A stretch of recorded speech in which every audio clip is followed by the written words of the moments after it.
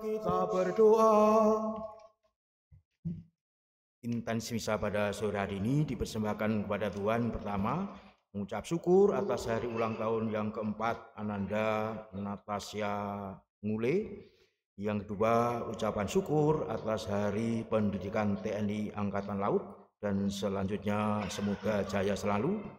Yang ketiga, mohon kedamaian kekal bagi jiwa Ibu Angela Robini Rosana yang 40 hari dipanggil Tuhan, Bapak Leo Kardiman 1000 hari dipanggil Tuhan, Bapak Efik Sujiono, Bapak Gentong Purbo Puspito, dan Bapak Yusuf Ramelan yang kemarin dipanggil Tuhan. Semoga karena kedamaian Allah mereka semua diampuni dosa-dosanya dan diperkenankan hidup bahagia kekal bersama Bapa di surga. Ya Allah, Engkau mengendaki agar kami selalu hidup rukun dan bersatu padu membangun gereja-Mu. Kami mohon semoga kami semakin berkembang dalam cinta kasih yang merupakan pengikat persatuan baik di antara kami maupun antara kami dengan Dikau. Dengan pengantaran Yesus Kristus Tuhan kami yang bersama dengan Dikau dalam persatuan Roh Kudus hidup dan berkuasa Allah sepanjang segala masa. Amin. Marilah kita mendengarkan sabda Tuhan.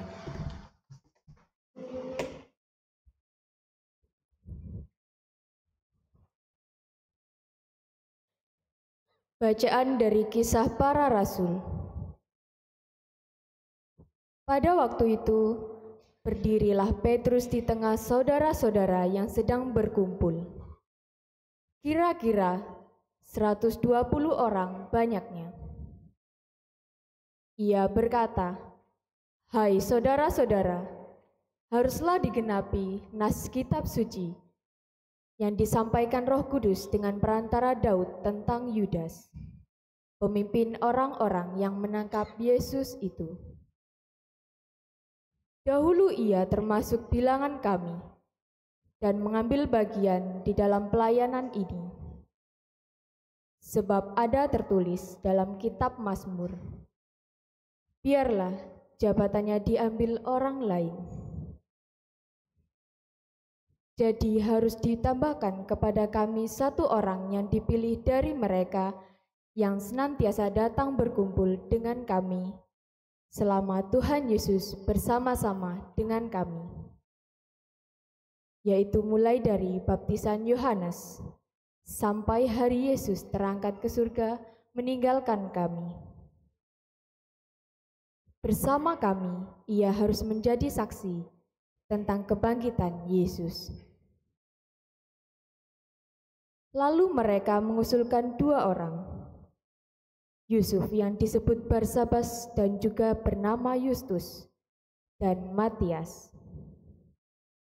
Mereka semua lalu berdoa, "Ya Tuhan, Engkaulah yang mengenal hati semua orang. Tunjukkanlah kiranya siapa yang Engkau pilih dari kedua orang ini untuk menerima jabatan pelayanan, yaitu kerasulan yang ditinggalkan Yudas, yang telah jatuh ke tempat yang wajar baginya." Lalu mereka membuang undi bagi kedua orang itu, dan yang kena undi adalah Matias. Dengan demikian, Matias ditambahkan kepada bilangan ke-11 rasul. Demikianlah sabda Tuhan.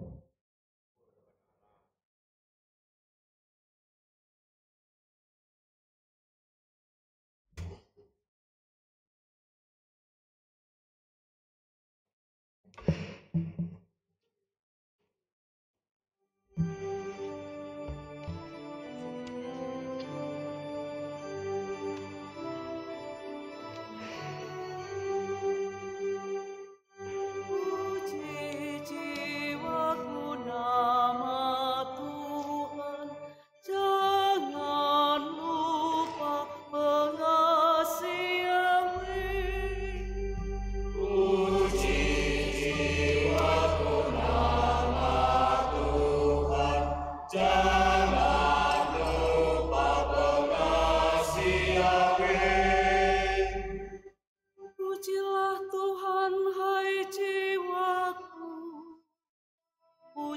Pujilah namanya yang kudus, hai segenap batinku. Pujilah Tuhan, hai jiwaku.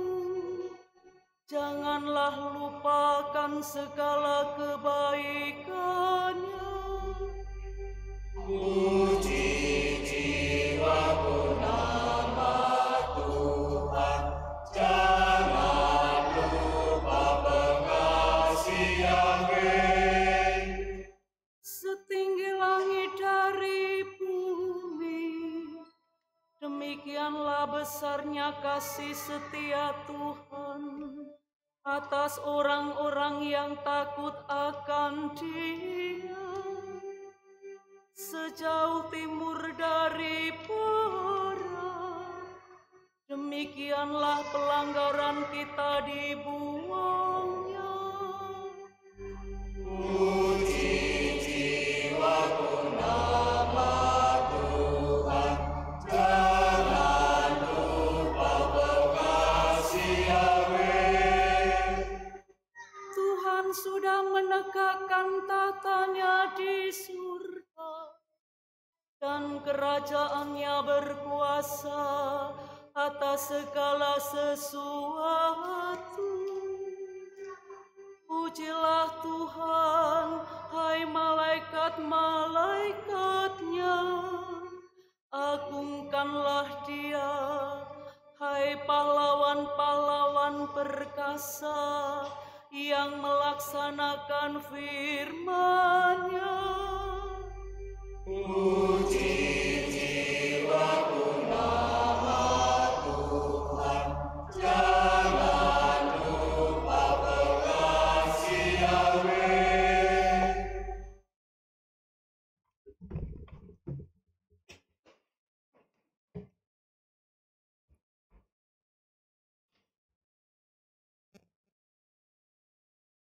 Bacaan dari surat pertama Rasul Yohanes. Saudara-saudaraku yang terkasih, Allah begitu mengasihi kita, maka haruslah kita juga saling mengasihi. Tidak ada seorang pun yang pernah melihat Allah. Tetapi jika kita saling mengasihi, Allah tetap di dalam kita, dan kasih-Nya sempurna di dalam kita. Beginilah kita ketahui bahwa kita berada di dalam Allah dan Dia di dalam kita, yakni bahwa Ia telah mengaruniai kita mendapat bagian dalam Roh-Nya. Kami telah melihat dan bersaksi bahwa Bapa telah mengutus Anak-Nya menjadi juru selamat dunia. Barang siapa mengaku bahwa Yesus adalah Anak Allah, Allah tetap berada di dalam Dia, dan Dia di dalam Allah.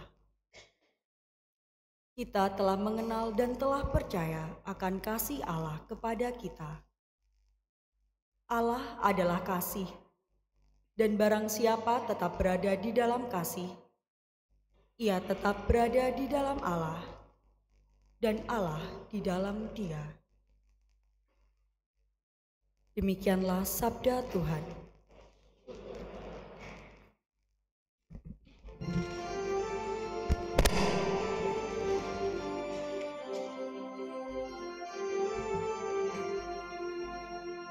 Haleluya, haleluya, haleluya.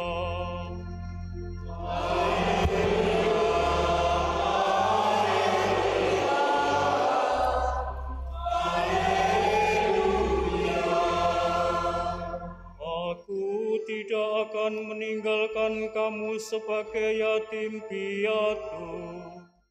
Aku datang kembali kepadamu, maka bersukalah hatimu.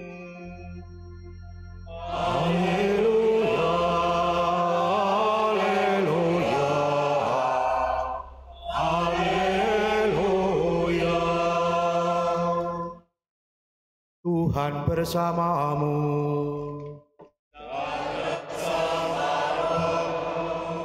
inilah Injil suci menurut Yohanes.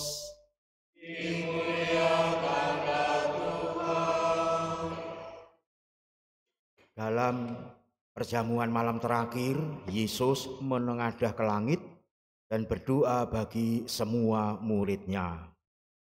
Ya Bapa yang kudus, peliharalah mereka dalam nama-Mu, yaitu nama-Mu yang telah Engkau berikan kepadaku, supaya mereka menjadi satu sama seperti kita. Selama aku bersama mereka, aku memelihara mereka dalam nama-Mu yang telah Engkau berikan kepadaku. Aku telah menjaga mereka, dan tidak ada seorang pun dari mereka yang binasa, selain dia yang telah ditentukan untuk binasa, supaya digenapi yang tertulis dalam kitab suci. Tetapi sekarang aku datang kepadamu. Aku mengatakan semuanya ini sementara aku masih ada di dalam dunia, supaya penuhlah sukacitaku di dalam diri mereka. Aku telah memberikan firman-Mu kepada mereka, dan dunia membenci mereka, karena mereka bukan dari dunia, sama seperti aku bukan dari dunia. Aku tidak meminta supaya Engkau mengambil mereka dari dunia, tetapi supaya Engkau melindungi mereka dari yang jahat. Mereka bukan dari dunia, sama seperti aku bukan dari dunia. Kuduskanlah mereka dalam kebenaran. Firman-Mu adalah kebenaran. Sama seperti Engkau telah mengutus aku ke dalam dunia, demikian pula aku telah mengutus mereka ke dalam dunia. Aku menguduskan diriku bagi mereka, supaya mereka pun dikuduskan dalam kebenaran. Demikianlah sabda Tuhan.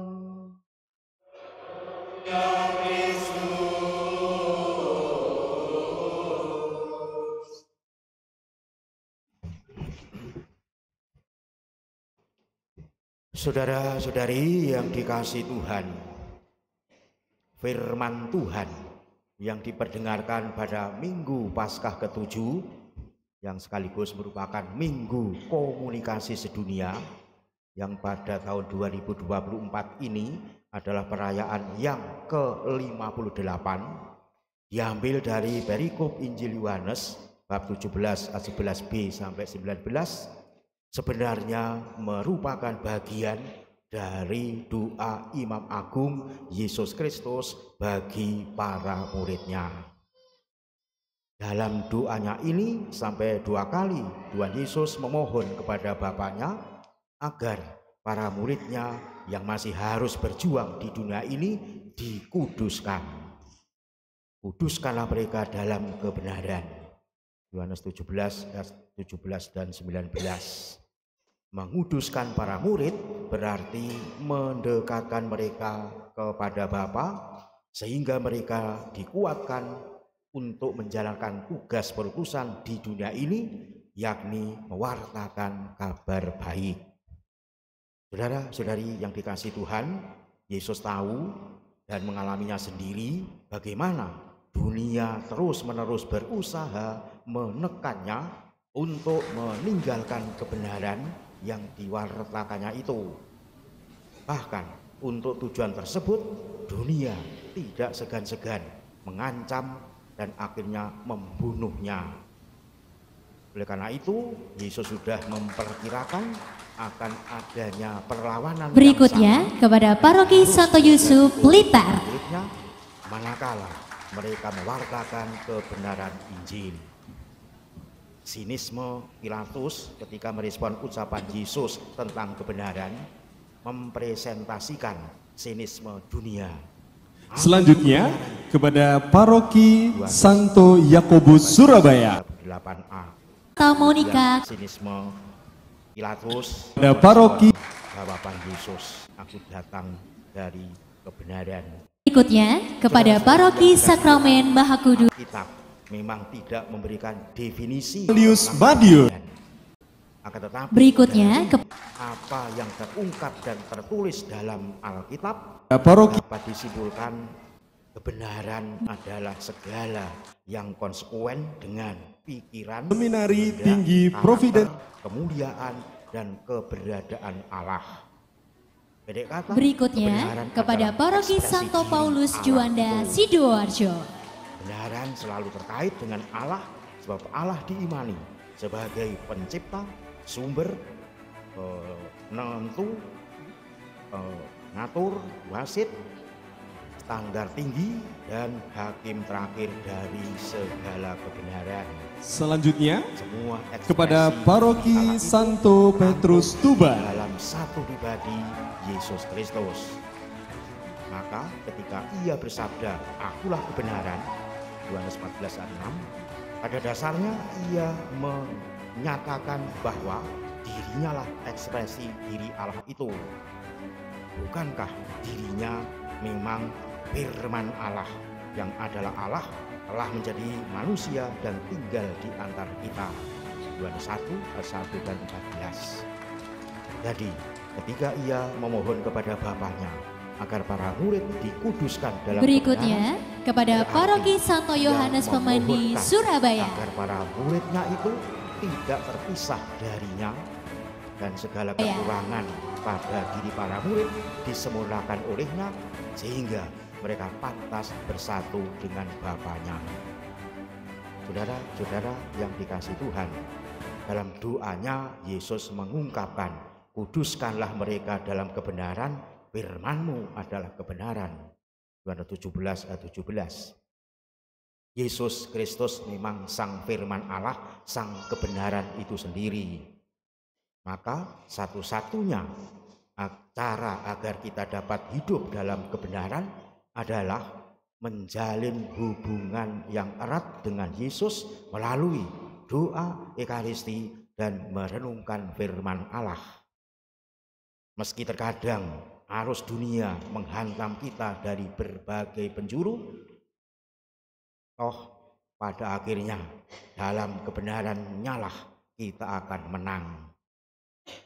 Dari doa Imam Agung Yesus Kristus ini kita dapat melihat dan merasakan salah satu kerinduan terdalam Yesus Kristus adalah atas para muridnya adalah ia tidak menghendaki para muridnya itu terlepas darinya, sebab terlepas darinya berarti terlepas dari hidup kekal bersamanya di surga. Itulah kerinduan Yesus, supaya kita semua menjadi satu, benar-benar bahagia bersamanya. Memang seharusnya tidak ada satupun dari kita, walaupun kita muridnya, dapat masuk ke dalam kebahagiaan bersamanya, karena kita semua adalah orang berdosa. Tetapi bersyukurlah kita, karena Yesuslah yang memberi jaminan kepada kita. Maka selama kita mau berpegang teguh kepadanya, segala dosa kita diampuni, kelemahan kita diberdayakan, dan kekurangan kita dilengkapinya. Singkat kata, kita dikuduskan sehingga menjadi layak dan pantas bersatu hidup di dalam kebahagiaan bersama Allah di surga. Itulah kerinduan kita dan juga cita-cita kita di dalam pergulatan hidup ini. Tujuannya adalah bersatu dengan Allah dalam kebahagiaan sejati. Saudara-saudari yang dikasihi Tuhan, hari ini gereja merayakan Hari Komunikasi Sedunia yang ke-58 dengan tema kecerdasan artifisial dan kebijaksanaan hati menuju komunikasi yang sungguh manusiawi.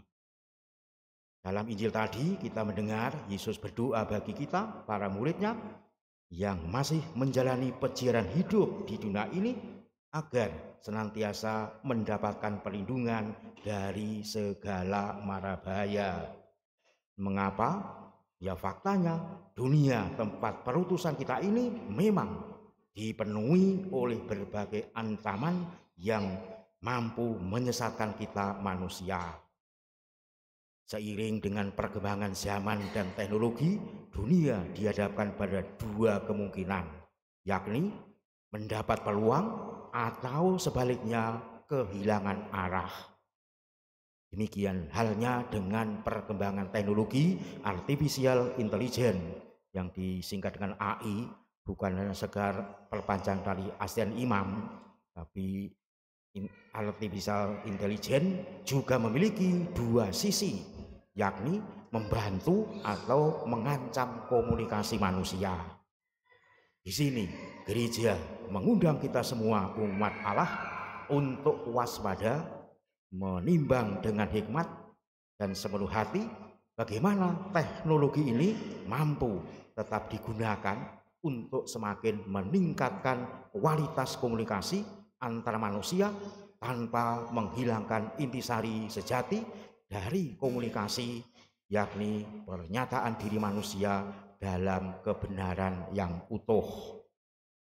Saudara-saudara yang dikasihi Tuhan, Paus Fransiskus yang menurut rencana pada tanggal 3 sampai 6 September tahun 2024 nanti akan berkunjung ke Indonesia, mengingatkan kita bagaimana kecerdasan artifisial dan kebijaksanaan hati dapat memperkaya pengalaman komunikasi kita untuk menjalin semakin manusiawi dan manusia yang seutuhnya.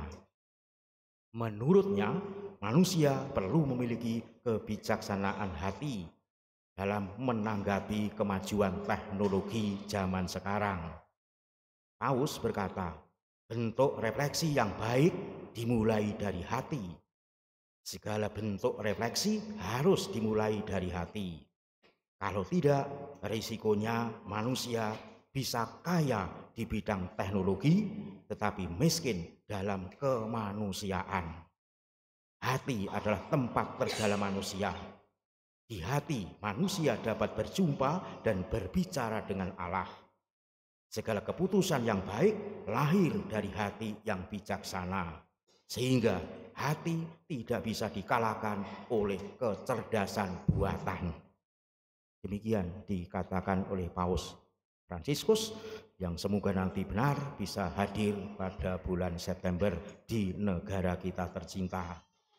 Mari kita sebagai umat Katolik dimanapun kita berada, berjalan bersama seiring dengan pesan Paus Fransiskus di Hari Komunikasi Sedunia ke-58 ini.